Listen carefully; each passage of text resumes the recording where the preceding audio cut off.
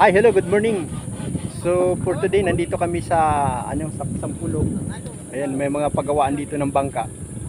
Kung saan ay nagtatanong kami kung ano pagpagawa ng mga bangka yung katulad diyan. Yung mga lang, mga parang mga sibid-sibid lang. So para pwedeng pangisda diyan sa kahit diyan sa paglabas lang.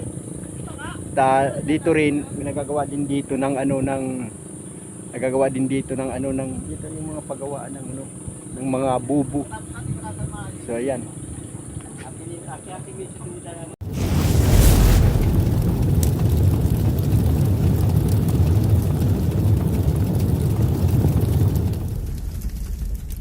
Ito kung saan ay nag-aano kami ng kung paano pagpagawa ng mga ganitong bangka. Ayan. Kasi baka gusto namin maglaot ni middle vlogger. Ayan.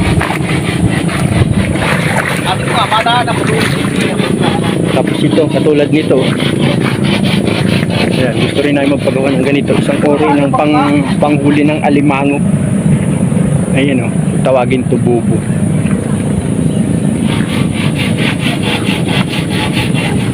Ayan. Ano? May pusa ko. Sarap nagtulog ng pusa.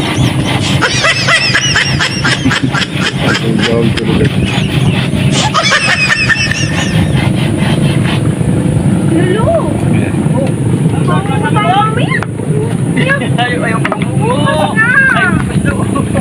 Pwede ko kasi pinangalan ako dalawang araw na. Yan ay gawa po dito ng ayan ng bangka.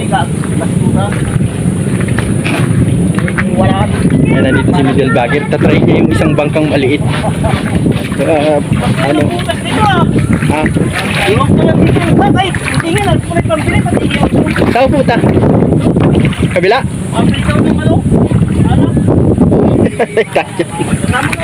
Hindi. Hindi kung ano, hindi tayo kasi dyan. Ha? Kasi tayo dyan?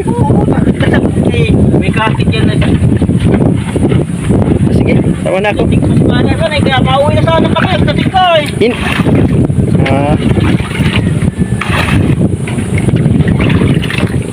Yan, ano kami nang dito.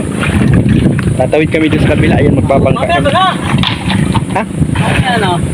Ay, ayoko mag-inom. Tulog ka dyan. Ayaw matulog-tulog dyan. Ha? Doon na lang. Hindi dapat nalawin ka. Ganit pala. Hira na pa. Ayan o, tatawid kami doon sa kabila ni Middle Bagger.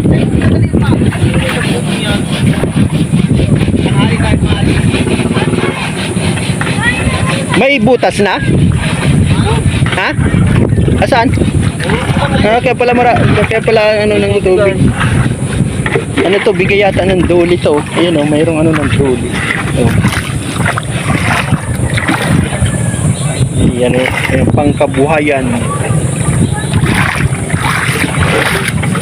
Ayan. Saan ba yung ano ng doli dyan? O yun.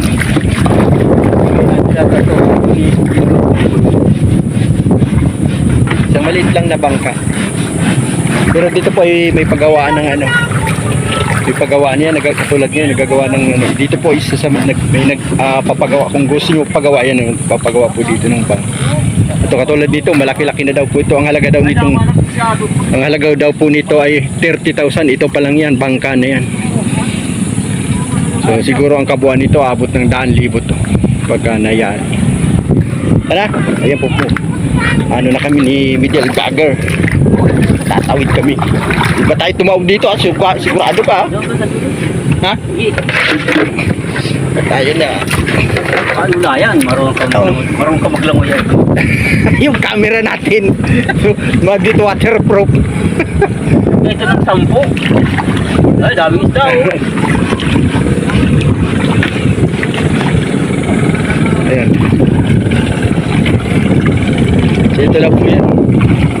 So kung ito kasi dagal dito pwede po kasi maliit lang kasi doon sa labas yung dagat na hindi na ubra to. Dito pwede pa to dito.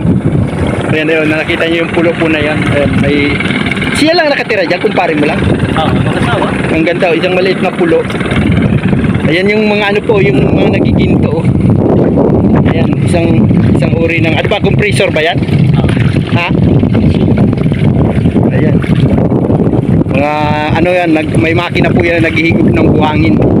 Isa rin sa uri pa ng pagiginto dito sa bayan ng Camarines Norte.